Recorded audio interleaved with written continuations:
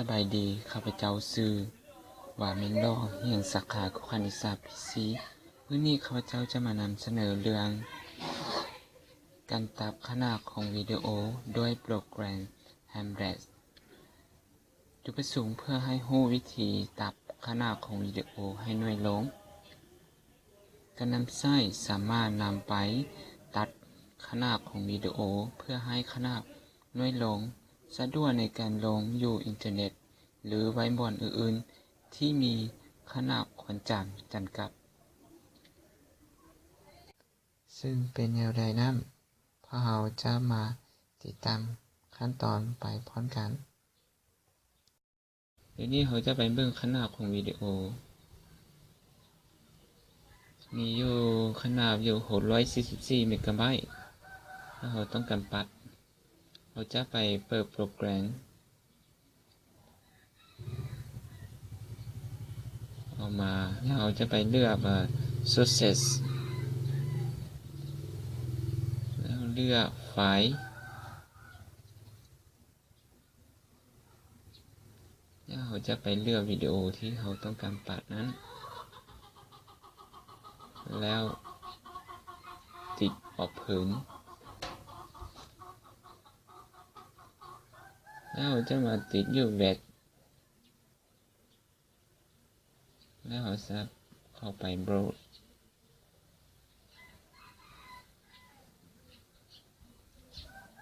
เข้ามานี่แล้วจะเปิดหน้าต่างนี้มาแล้วเราจะเลือกว่าเราจะบันทึกวิดีโอนั้นไว้โฟลเดอร์อยู่ใส่เนาะเราจะเลือกแต่ว่าคลิปนี้เราจะไปเลือกวิดีโออยู่กับวิดีโอที่ให้ก่อนนั้นเลือกแล้วเราจะมาเขียนชื่อของวิดีโอที่เราจะบันทึกนั้น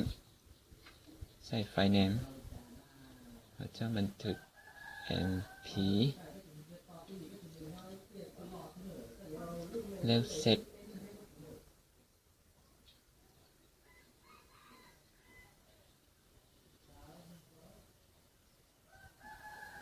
หลังจากนั้นได้แล้วเขาจะไปติดอยู่ start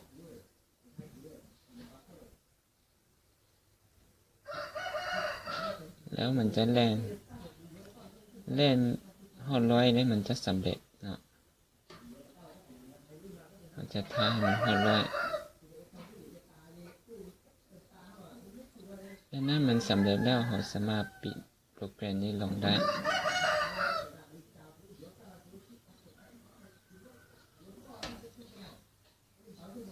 แล้วเราจะไปเบิ่งวิดีโอที่เราปรับขนาดนั้นจะมี2วิดีโอ1ก็เป็นตัวที่เราปัดตัวที่2เป็นตัวที่ให้ก่อนนั้น